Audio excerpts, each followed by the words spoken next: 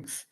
So, before I get started, just a quick introduction about me. My name is Sanjay, and I did my master's from IISc Bangalore. My specialization is aerodynamics, and I mostly work with both experimental and computational aerodynamics, CFD, and aspects of that.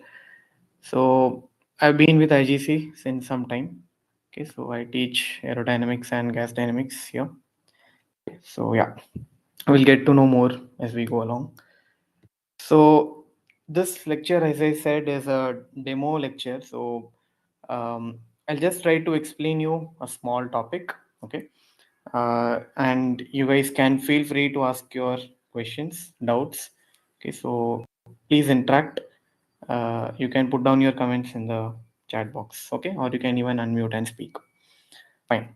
So, what we are going to discuss today is a topic which is circulation of lift. Okay, this is a very small topic and a very interesting one. Uh, it's more of like a conceptual topic, but to understand the concept, we have to link some amount of mathematics to it. Okay, so we will look at both, right? So, okay, so before getting into this, so let me know what is. I mean, I hope all of you guys are either from aero or mechanical background, right? Anyone other than these two streams?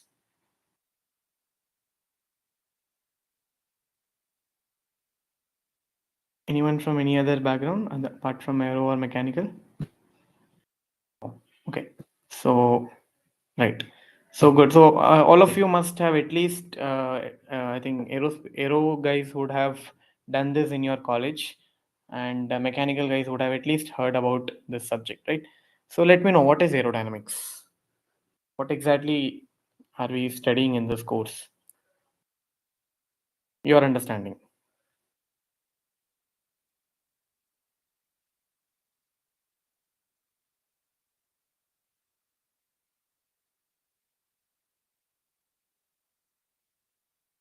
Yeah. What is aerodynamics? You can give very simple answers. Okay. Don't worry. Just study of fluid behavior. Okay. Flow around objects. Good. More close. Anyone else?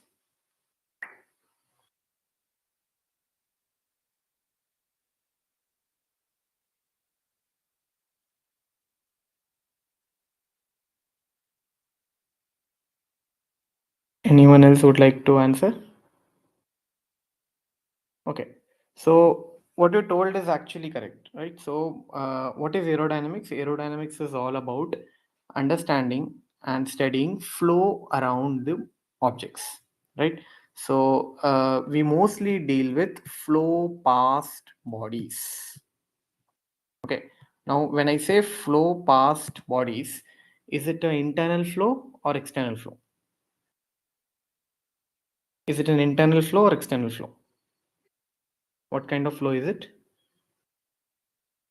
It is mostly an external flow, right? Very good. It is an external flow. So we are going to deal with external flow around bodies. Okay. Now that does not mean internal flow is not aerodynamics. Okay, that is not the thing. Even in some cases, internal flow also is a part of aerodynamics. In fact, we can have a combination of internal and external flows, which also comes under aerodynamics, right? So to be very precise, we in this particular course we're going to study about flow past bodies, flow around the bodies. How does the flow behave when it just goes around the body due to the shape of the body and due to the external flow conditions, right? How is this flow going to behave, right? And what type of bodies are we talking about here? We are talking about aerodynamically designed bodies. Okay, we are talking about streamlined bodies. What type of bodies? We're talking about streamlined bodies. Okay, it is not some bluff body that we are talking about. In fact, even bluff bodies are also flow around bluff bodies are also interesting and they are useful in some applications, some aerodynamic applications like combustion and all. But what we are interested to look at here is flow around some streamlined bodies. Now, what is a streamlined body? Streamlined body is basically body whose external surface is so designed which can generate some aerodynamic forces, right? What are aerodynamic forces? Have you guys heard about aerodynamic forces? Anyone knows about aerodynamic forces? Very good, right? Lift, drag, these are aerodynamic forces. So we have some streamlined bodies, right? For example, bodies like this, okay? We call this as an aerofoil, right? Which is basically the cross section of a craft wing, or it is a cross section of any turbo machinery blade, cross section of your wind turbine, right? All this has this kind of a shape. It is a very streamlined shape. You will wonder, right? Why is it given this kind of shape? Why does it have a rounded leading edge? Why is it curved more at the top than at the bottom? So this is basically a special kind of a shape. We call it as a streamlined shape, which is designed to minimize drag, right? Drag is a force which opposes the motion, right? So we would like to minimize the drag, and we would like to maximize the lift. Lift is a aerodynamic force which helps you to fly, right? So you want to maximize the lift and minimize the drag. So we design these shapes, okay? That is, the external surface is so designed that it helps us to generate some aerodynamic force. Now, it is not that any bluff body you keep in the flow, it will generate an aerodynamic force. That is not the case, right? So it heavily depends upon the flow conditions, the shape of the body, and various other factors, right? So what we are going to actually look at in aerodynamics is we will understand the flow behavior around such bodies. So when a flow is incident on this body, due to the shape, what is the path that the flow takes, okay? And due to the flow, what are the things that can change? I mean, what are the flow, how the flow properties will change, okay? What effect will that have on the body? What effect will that have on the performance of our vehicle, right? So aerodynamics is an important factor when it comes to aircraft design or design of any flying bodies, right? In fact, the external surface is decided by aerodynamics, right? So that is all we are going to look at in this course. Okay. Now, today we will look at circulation theory of lift. So I'll come to this. What exactly are we talking about here? Okay. So let's get started. So to start with a very simple question, how is lift generated in an aircraft, right? You all know that an aircraft, when it is in steady level flight, right, when it is in wings level condition, a steady level flight, it is balanced by all the forces, right? Forces of flight, we know you have thrust, there is drag, there is lift, and there is weight, right? So these forces are basically balanced, or we say they are in equilibrium, and you have a steady level flight, right? Assume you are sitting in an aircraft, it is cruising at a constant velocity. So basically, these forces are balanced, right? So lift is balanced to the weight, thrust is balanced to the drag. So this lift, right, lift and drag are what are the aerodynamic forces that we are talking about. So we'll be interested in how these aerodynamic forces are actually generated, right? So drag is okay, it's like drag is something we would like to avoid always, but not always, okay? In some cases, it is really useful. But let us talk about lift. How is lift generated? So, you know, the very reason is this structure that you see here, aircraft wings, right? So, can someone tell me? I mean, it could be in very simple terms. How is lift actually generated? What do you think makes this lift? Pressure difference, okay.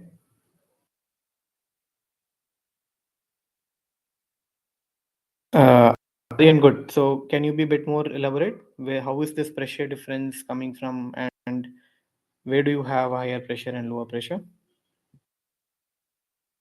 Or anyone? Please feel free to answer. Okay.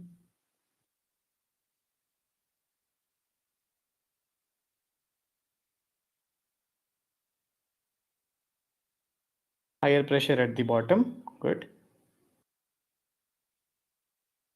and lower pressure at the top surface, right? Yeah. So basically you have higher pressure at the bottom of the wings and lower pressure the top surface. So you have a differential in pressure, right? You have a difference in pressure.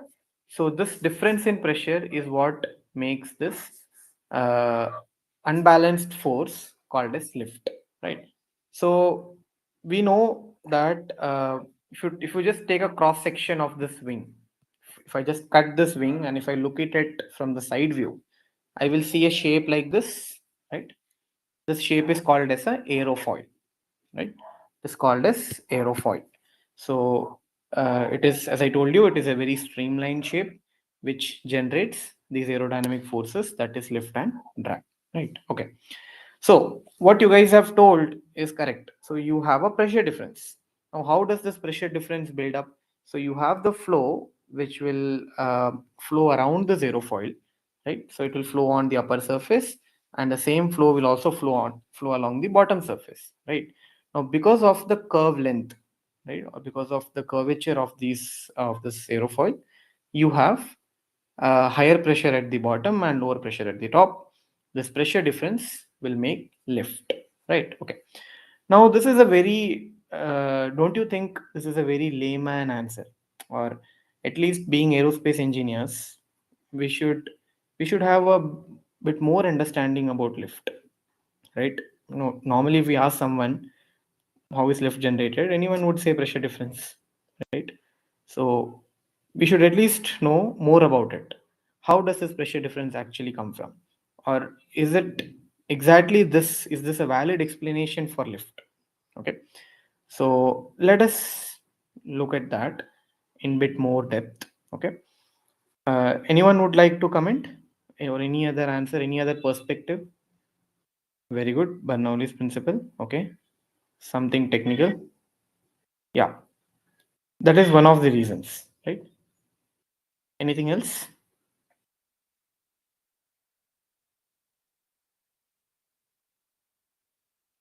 I mean, any other perspective of how lift is generated? See, pressure difference is correct, right? We know that is what is there always, but let us add more flavor to that. Newton's third law. Okay. Okay. So let us look into this in more depth. Okay. Now, what happened is in very olden days when people invented this aerofoil and they were trying to understand how does lift, how is lift generated. Okay. So in trying to understand that, multiple theories came up long back. Okay. So they were trying to understand with different theories. They were trying to prove how lift is generated. So we'll look at couple of theories and we will see what was the idea. Okay. So there is one theory, very popular theory. I mean, a lot of you will know. So I'll just try to explain. There's a theory which says you consider a aerofoil. Okay. Consider a aerofoil section like this. Now, you take two particles. Okay.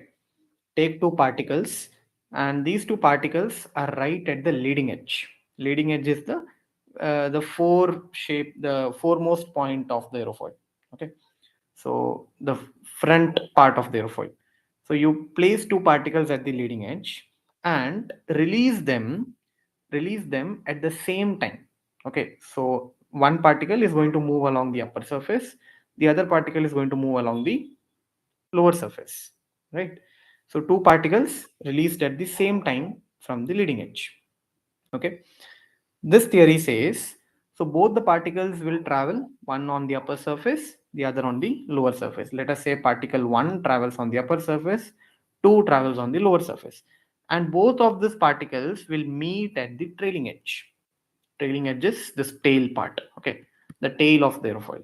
Both of these particles will meet at the trailing edge at the same time. So, based on this, this theory is trying to explain how exactly lift is generated. Okay, so it says you look at the upper surface of the aerofoil. The upper curvature has more length than the bottom curvature. Correct? Yes or no? The upper surface is longer than the lower surface.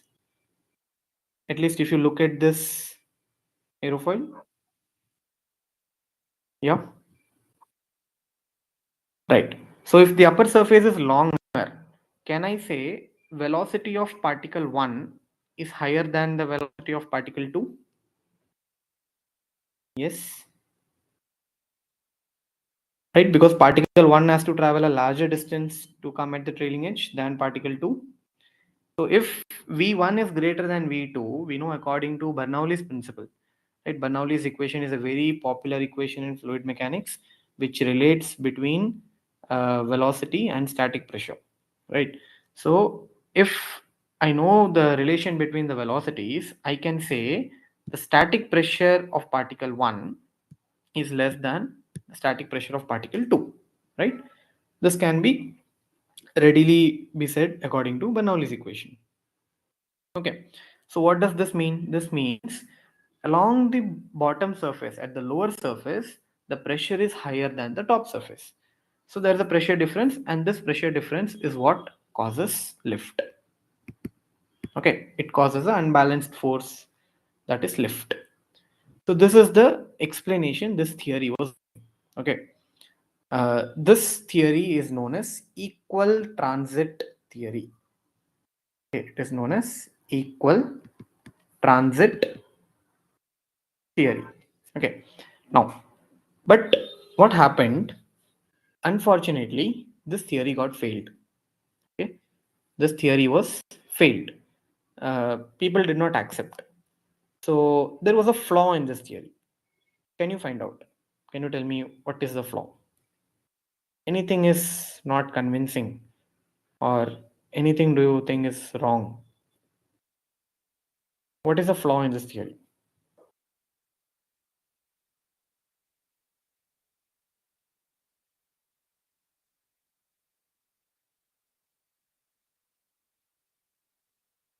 Even a symmetric airfoil generates lift. Okay, that is not a flaw.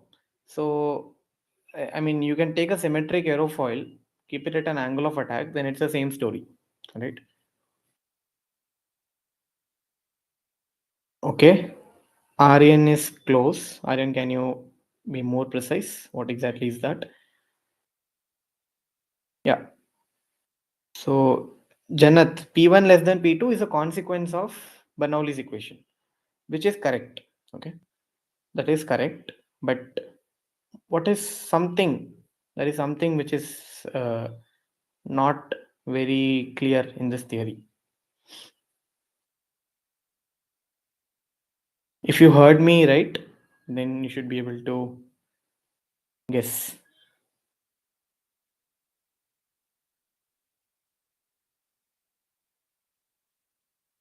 No one? The separation of flow has not been discussed in the Bernoulli's theory. Okay, see, separation of flow is a different matter altogether. That is, assume there is no separation. There's no flow separation at all in this aerofoil. Okay, the flow is completely attached. It is a plain laminar flow which is attached.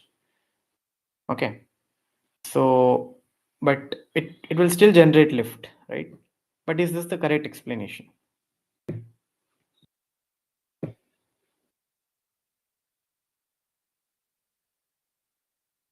Also, Okay. Bernoulli's theory is an assumption that Hmm. there are no losses, but there is basically the frictional drag or the viscous drag that is acting, which does not support the Bernoulli's theorem. Yes, but see, we're talking about lift here, right?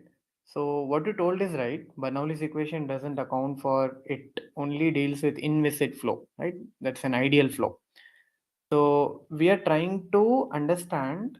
You assume there's an inviscid flow on an aerofoil. Okay, there is a flow without any friction, absolutely. So we are not bothered about drag at this moment. It is only lift that we are trying to understand. So okay, it is the pressure difference that causes lift, that is okay. But is this theory? which says both the particles released and then they are meeting. Is this the right explanation for pressure difference? That is a question. There is some flaw in this theory. It's easy to guess. Flow is unsteady. You assume steady flow. Even if it is steady,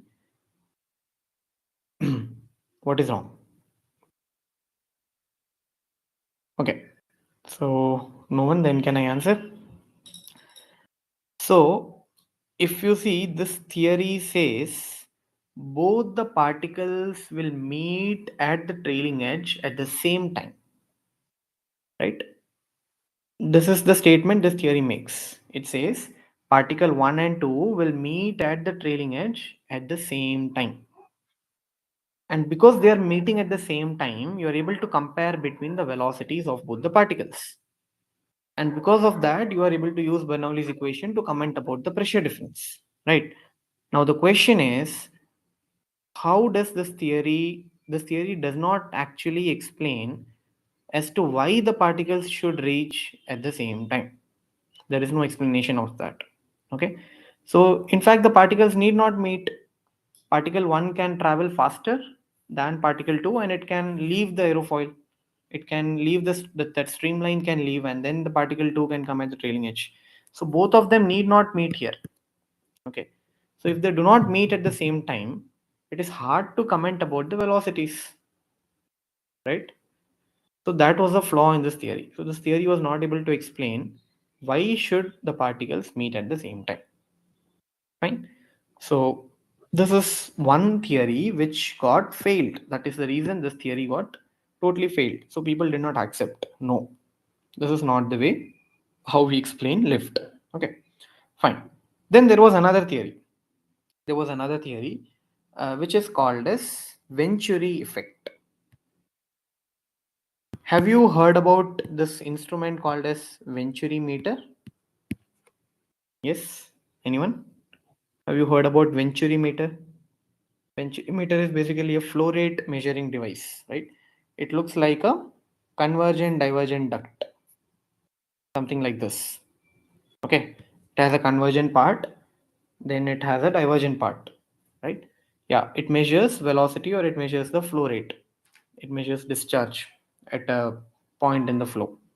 Okay, so there is another theory which which uses this principle of Venturi effect to explain lift. Okay, now I'll tell you what is that theory. So again, you assume the aerofoil. Okay, so this theory says you take a hypothetical control volume around this aerofoil. Okay, so let us take a hypothetical control volume, something like this. You know what is a control volume? A control volume is, it is just a region of space around the body, which is not present actually, but we define it to analyze the flow. Okay, that is a control volume. So it is just a hypothetical control volume. Now assume a flow is coming like this. Your flow is coming like this. This is the incoming flow. So if you look at, due to the presence of aerofoil, the effective area is reduced, right? Here the area available for the flow is only this much, right? The effective area is reduced. So you know, if the area reduces according to continuity equation, what happens to velocity? What happens to velocity?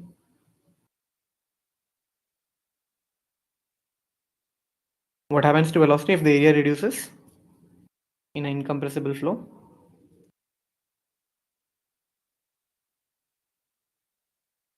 Yeah, according to mass conservation, if my area is decreasing, what happens to the velocity? Velocity will increase, right? So the velocity increases. So in this part, the velocity increases, right? So here the area is keeping on reducing, the velocity is keeping on increasing. So at a point where the area is minimum, the velocity is maximum, right? So now if my velocity increases, what happens to pressure? Pressure is going to decrease according to Bernoulli's equation again, right? So this theory says because of Venturi effect is due to the shape of the duct, right? This looks like an internal flow. There is a duct. The duct is because of the shape of the aerofoil. Okay, the area reduces, velocity increases, and the pressure decreases. So that is the reason the pressure decreases on the upper surface and the pressure increases on the bottom surface. And again, you have pressure difference, because of which you have the lift. Okay. So this theory is saying like this about Venturi effect. Now, again, this theory also got failed. This theory also got failed. There was a problem with this theory. Why? Because if this was correct, if this was a correct explanation, then logically you should be able to find minimum pressure, right? Minimum pressure at the point of maximum thickness on the aerofoil, right? Because maximum thickness is somewhere here, right? This is the thickness. So at the point of maximum thickness, the area, effective area is the least. So the velocity will be highest there and the pressure should be the lowest, right? So the minimum pressure. Okay, so minimum pressure is always an interesting point on aerofoil, because that decides how much lift is produced. Okay, so the minimum pressure is going to occur somewhere here, according to this theory logically. But when you try to draw the experimentally, when you find the pressure distribution on the aerofoil, it was found that the minimum pressure does not lie here, it lies somewhat offset, somewhat here and there, not exactly at this point. Okay, so this theory was not conforming with what was found experimentally, so this was not accepted. Not just that, we are assuming a hypothetical control volume, right? In fact, there is no such control volume. It is a semi-infinite boundary. You have aerofoil and above it there's nothing, right? So it's a semi-infinite kind of a boundary where you cannot use the governing equations just like that. Okay, so there is no control volume, just a hypothetical control volume which does not exist. So you cannot use this principle first of all. So even this was failed. Okay, this is called as Venturi effect, the theory of Venturi effect. So like this, I just gave you example of two theories. Okay, you can actually refer them. It is available, and these are very old theories. Okay, like this, there were multiple theories. There is one known as uh, I think stone, some reaction of stone. So if you throw a stone and then it hits back, so was trying to explain using Newton's third law, right? So there were multiple theories actually which came up, but they could not satisfactorily explain lift generation. So even today, actually there are people are actually exploring this. So we say pressure difference, but that's a very layman thing, and we would like to understand why exactly this pressure difference is occurring. Okay, okay. Now there was one theory which could actually satisfactorily explain the concept of lift generation, and that is known as circulation theory of lift. So this theory says lift is generated because of circulation present around the aerofoil. Okay, it is because of circulation. So we have to understand what is circulation. So that is what we are going to look at it today. So what is circulation and how exactly circulation appears in aerofoil or in aircraft wing, and how does the circulation generate lift? Okay, so we will understand that. Fine. Any doubt still here? Is it clear?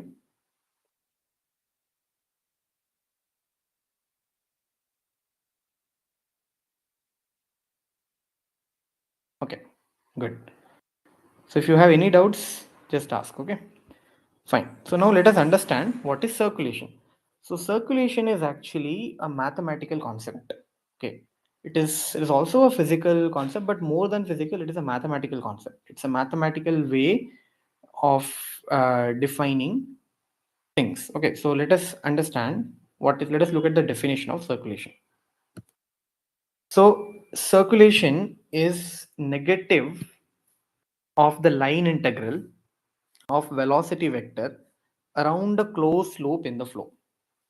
It is a kinematic property which depends only on the velocity field and the choice of the curve. So I'll explain you. Basically, what this is telling you is you choose a curve in the flow. The circulation is always defined along around a closed loop. So you have to choose a closed loop first. That is the first thing. Okay, you need to have a closed loop.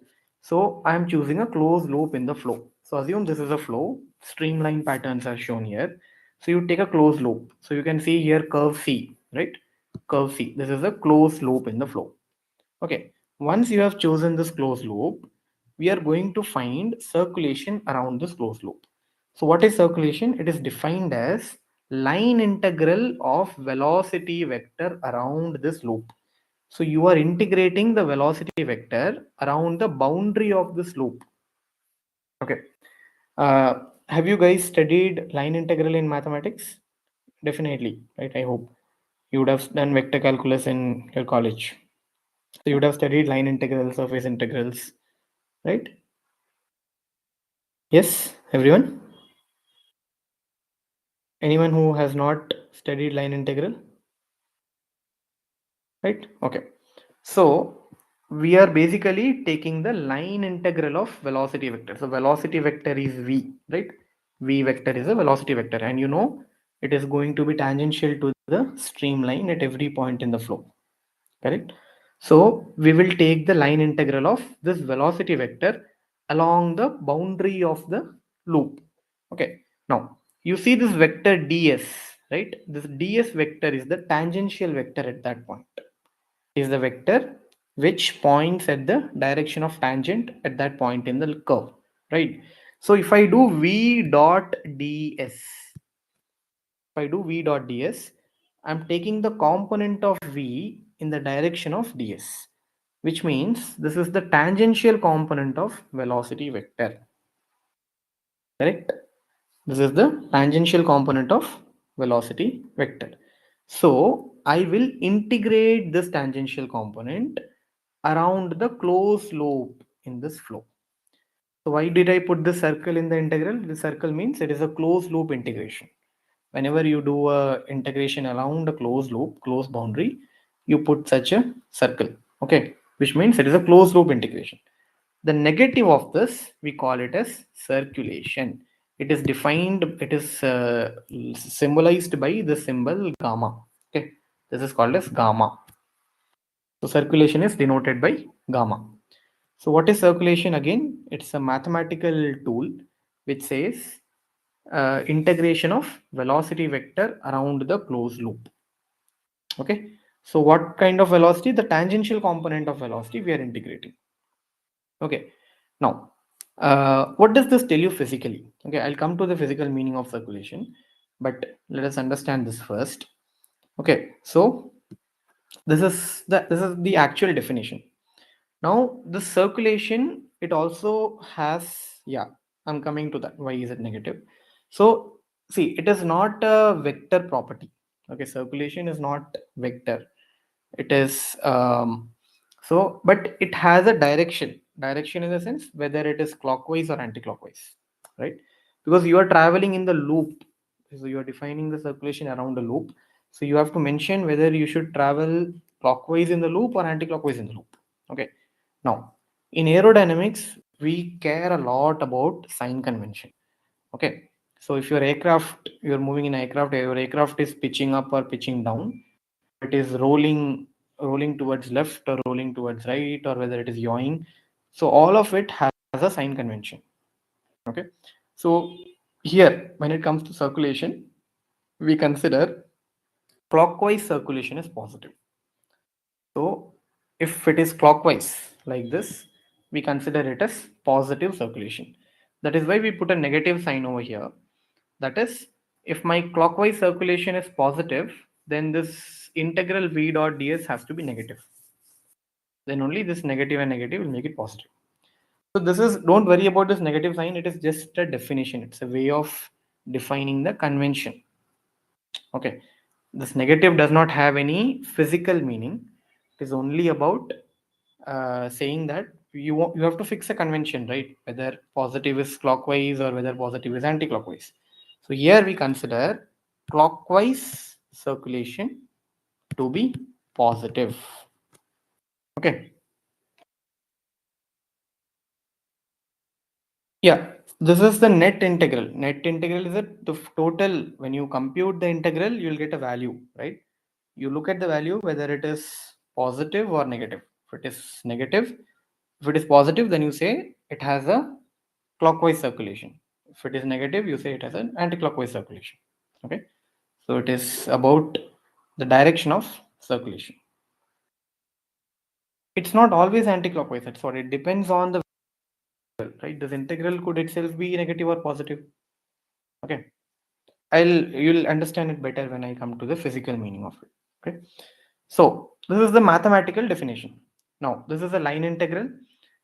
Now according to Stokes theorem, right? If I use Stokes theorem here, so have you heard about Stokes theorem in vector calculus?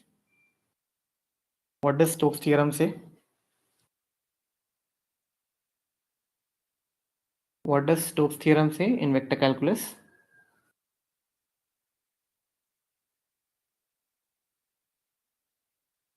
Have you heard about Green's theorem, Stokes theorem, Gauss divergence theorem?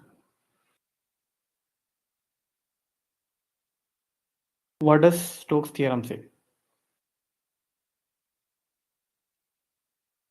Yeah, Stokes theorem basically relates between the line integral and the surface integral. Okay, so if this is a line integral, I can write an equivalent surface integral, which is a surface integration, but it will be the curl of this vector. So it is curl of this velocity vector dot dA.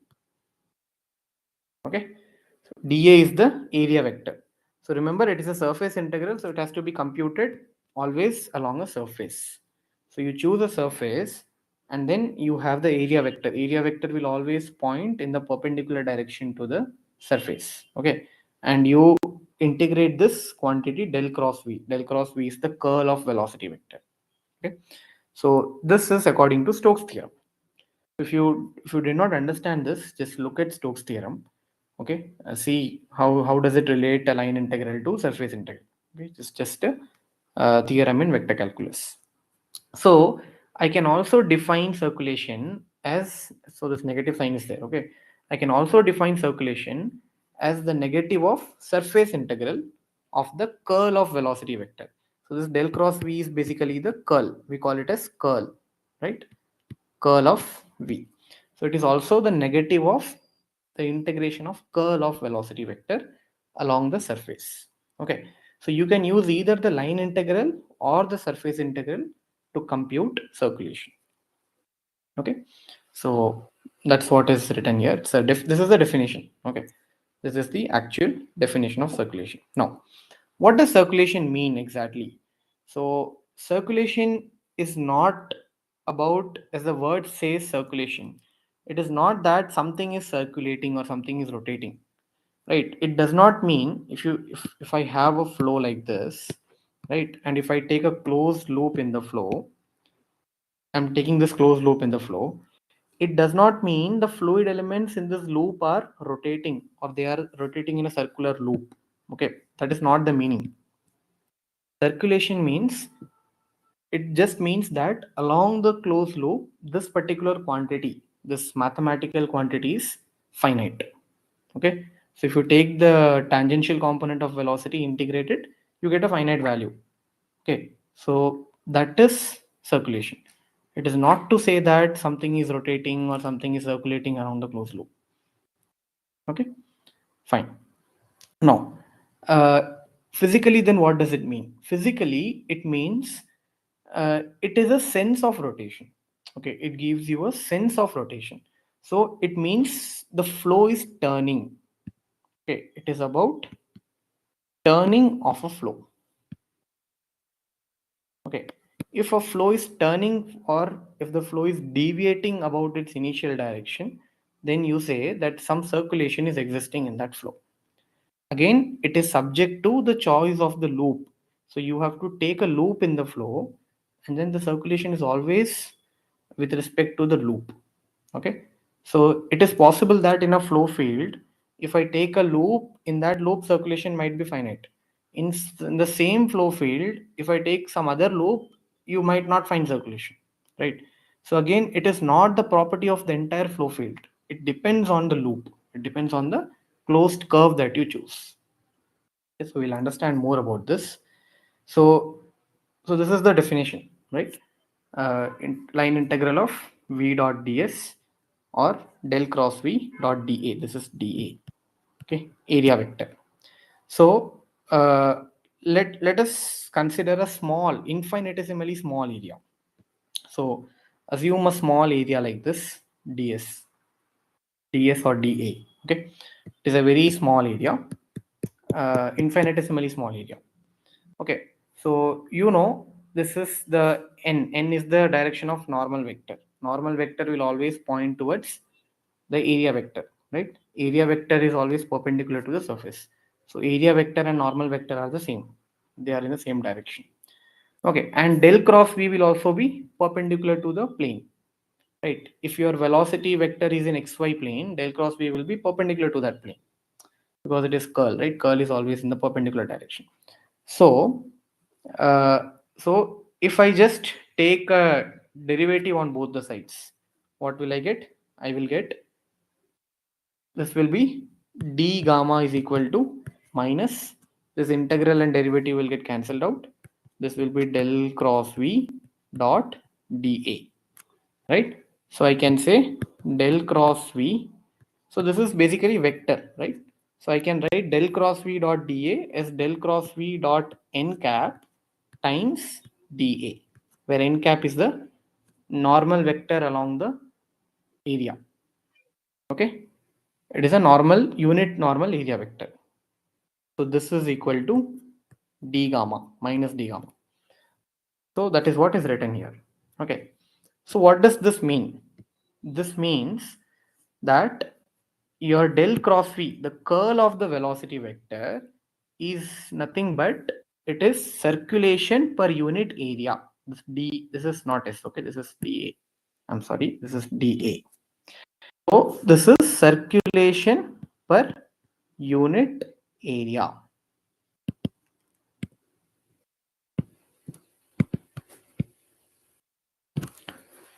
So del cross V, soon we will see that del cross V can also be called as vorticity. Okay, vorticity is also a kinematic property in the flow. So vorticity in a flow is nothing but circulation per unit area. Okay. So let us understand what is vorticity.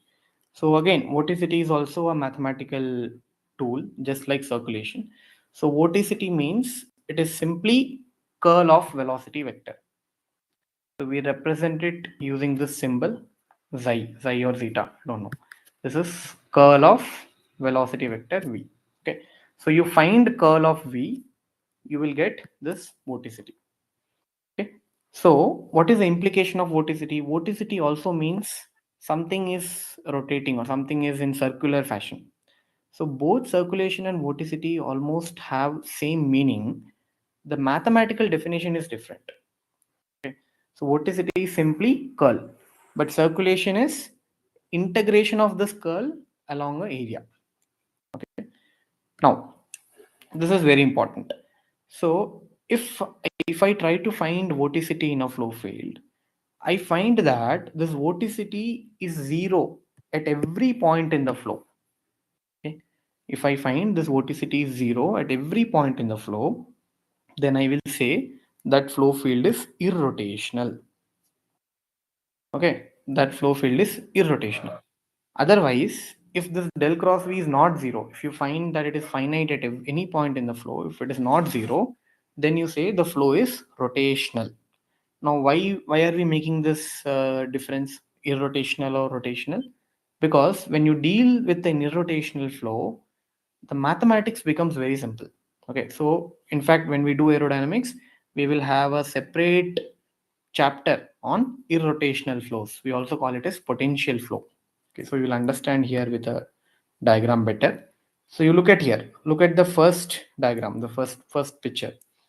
So you see a fluid element when it is going, when it is passing through the streamline, you see it is changing its orientation, right? It is rotating about its axis, it is deforming. So normally a fluid element can always deform. It can translate, it can deform. Okay. but here it is also rotating. So we call this first one, we call it as rotational flow, right? Because you see the fluid elements are rotating. Look at this right side picture. Here you see the fluid element, when it is going along the streamline, it is maintaining its orientation. It is not rotating, right? It is not rotating. It can deform.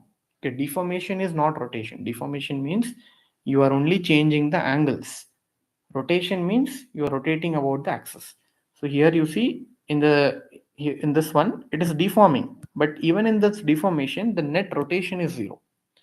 So in the second picture the fluid elements are only simply passing along the streamline. They are not deform. They are not rotating. So this is called as an irrotational flow. Okay, this is called as a irrotational flow. So this is where the curl of velocity vector becomes equal to 0. That is del cross V is equal to 0. Okay, fine. So you understood what is a irrotational flow and a rotational flow. Now tell me, if I try to find circulation in a irrotational flow, what will I get? If I try to find circulation in a irrotational flow, what is it that I will get? You know what is circulation, right? Circulation is negative of the line integral of velocity vector, or it is negative of the surface integral of the curl. Okay. So if I try to find circulation in a irrotational flow, what am I supposed to get? What value will I get? 0, right? Very good. Of course, because in irrotational flow, del cross V is 0. At any point in the flow, my del cross V is 0. So as long as my del cross V is 0, circulation is also 0, right? So circulation is going to be 0. But in a rotational flow, circulation will not may not be 0. It may be 0, may not be 0. It depends on the choice of the loop. So if you take a closed loop, if in the closed loop, if you don't find any curl, then it will be 0, otherwise it will exist. Okay, fine. Now why did we discuss this? First of all, why did we bring in this mathematical concepts of circulation and vorticity? It is to understand the circulation theory of lift. So what does this theory say? This theory says, in an aerofoil, okay, you take a aerofoil like this. Okay, let's say this aerofoil is generating some lift. If this aerofoil generates lift, then if you take a closed loop which encloses the aerofoil, that closed loop, if you try to find circulation, the circulation will be finite. Okay, circulation will be finite. That is, it will exist. Some circulation will exist in the closed loop which encloses the aerofoil. Which means if an aerofoil is generating some lift, some circulation is associated with aerofoil loss. Okay, some circulation is associated with aerofoil. What is that circulation? It is some number. It could be negative, it could be positive, it could be infinity. Okay, or it could be 0. If it is 0, then there is no circulation, means no lift. Okay, but definitely there is a circulation which is acting on the aerofoil. So why does the circulation arise? It arises due to pressure difference. It arises due to, so see, basically circulation is nothing but the line integral of velocity vector. So you are integrating the velocity vector, right? And you know velocity is related to pressure using Bernoulli's equation. So indirectly circulation means it is integrating pressure, right? So you are integrating the pressure difference ultimately. Okay, so if you take a closed loop around the aerofoil, you will find some circulation. And this circulation, we will prove in our course, we will actually prove that the circulation is related to lift. Circulation is actually directly proportional to lift. Okay, the lift generated on this aerofoil per unit span You assume the span is unity, so per unit span, the lift generated is directly proportional to circulation. So this was a theorem given by two scientists called as Kutta and Joukowsky. So it is known as Kutta-Joukowsky theorem. It's a very famous theorem in aerodynamics called as Kutta-Joukowsky theorem. We will actually prove this theorem. Okay, using potential flow theory, we will prove this theorem, and then we will apply this to aerofoil. So this is how we understand lift is generated. Now, physically to explain, you look at the streamline pattern. The flow starts like this, right? This is the direction of oncoming flow. But the you look at the direction of the flow that is leaving the aerofoil. It is leaving in this direction, correct? So if you look at the overall the inlet and the leaving direction, you see that there's a turning associated with the flow, right? The flow is turning. This flow is turning. Why is it turning? It is turning because of the shape of the aerofoil, and you know the shape is a streamline shape. So it is this flow turning. Okay, it is this flow turning that leads to circulation. It is this flow turning that leads to the line integral, which will be finite. That is why you have a circulation, and because of circulation only you have lift. Okay, so we are trying to relate circulation, which is a mathematical tool, to lift. Okay, but ultimately, you know, lift is due to pressure difference, and circulation is also due to pressure difference. Okay, because you are integrating velocity, and we know velocity can be related to pressure. So it is, we are in the same, we are consistent with our uh, understanding. Okay, so this is called a circulation theory of lift. All that it says, you have a aerofoil, you take a closed loop that encloses the aerofoil, you will find that there is a circulation that is associated with the aerofoil, and it is that circulation which is directly proportional to the lift generated. So if I increase the circulation, I get more lift. That is according to Kutta-Joukowsky theorem. Okay, we will understand more about this when we go deeper. Okay, so you will understand why do we have this bound circulation. Okay, how do you distribute circulation on the surface of the aerofoil? So there's an entire module which we will discuss on this. Okay, fine. So just to make it more interesting, you know, because we are discussing about circulation, and circulation, I told you, it gives you a sense of rotation. So if I spin a body, if I rotate a body, and if I release it in the air, release it in a flow, do you think it will produce a lift? Yeah, a spinning body in a flow, will it produce lift? Can you give me any examples if you have seen or if you know? Very good. Golf ball, right? So golf ball or your cricket ball, when you spin your cricket ball, and you know when it passes through the air, so because of the streamline pattern, because of the rotation, the streamline pattern gets unsymmetrical. Okay, because of that asymmetry, you have lift. So any body that spins, right? Yeah, boomerang or all your cricket ball, golf ball, at any spinning body, any body that spins in a flow will always generate some lift. That is known as Magnus effect. Okay, that is known as Magnus effect. So it is basically generation of aerodynamic force perpendicular to body's angular velocity vector. So angular velocity is when the body is spinning, it is rotating at some RPM, right? So you have an angular velocity vector and you have the free stream. So the cross product of them, that is, if you do the cross product, you will get the lift, which will be perpendicular to the direction of rotation. So that is how all this, bowlers who are, who are good bowlers, they basically spin the ball. That is because it gains more lift and flies high, right? So that is known as Magnus effect. Why? Because this is also related to circulation, right? So it is because of circulation that is existing on the ball, because of its rotation, it is getting lift, and that is according to Kutta-Joukowski theorem, right? More circulation, more lift. Okay, so that's all. I hope.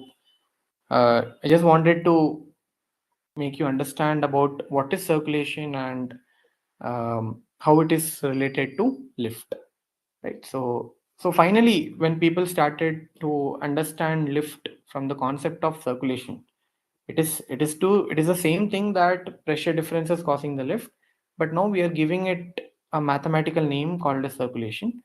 So it gives a more satisfactory explanation. That's all. Okay. Otherwise, it's the same thing. Okay, fine. So now let us quickly look at one question. So because we have understood what is circulation.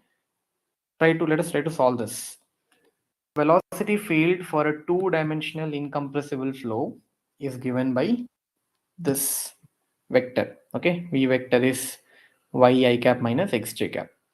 Calculate the circulation around a circular loop of radius 1 unit centered at origin at xy plane. Okay, so basically you have a loop. Loop is given to you. It is a circular loop in xy plane. Okay, it is a circle which has radius is equal to 1 unit. Okay, so around this loop I want to find the circulation. So what is my v vector? It is y I cap minus x j cap.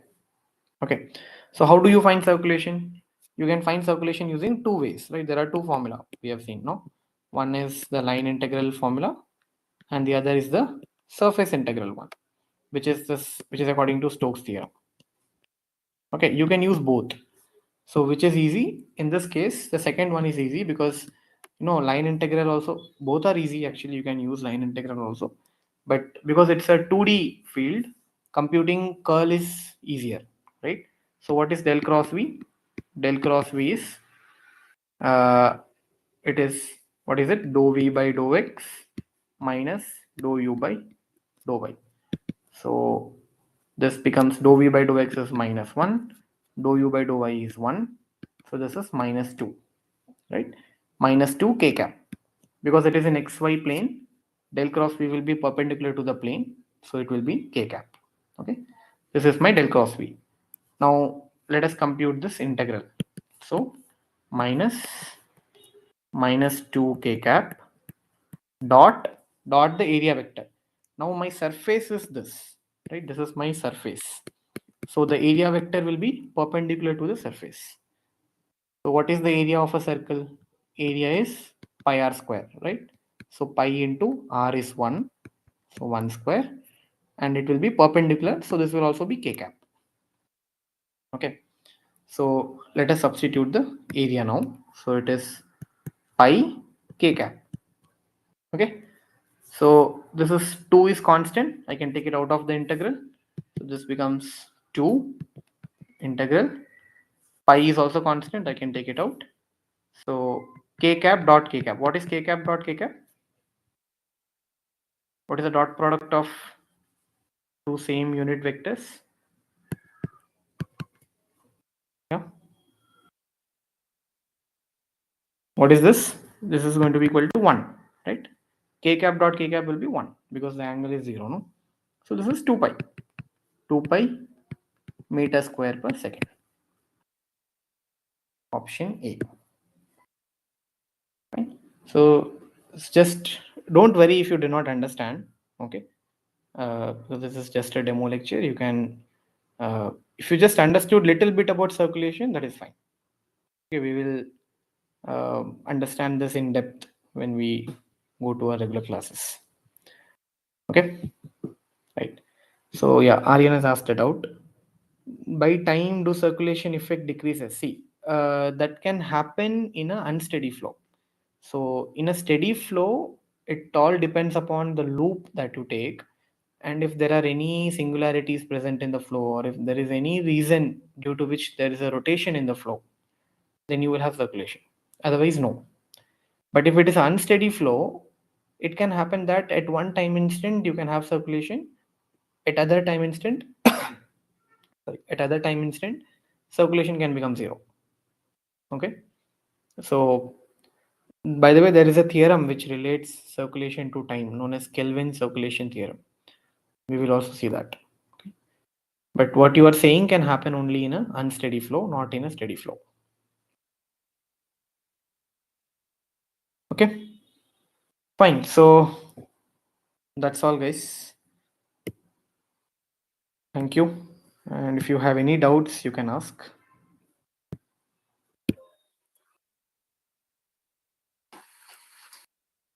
Any doubts? Anything want to ask, or anything was not clear? Don't worry about the mathematics and theory part. Okay, we'll look at all these things again. Was just if the circulation concept is clear, that is fine.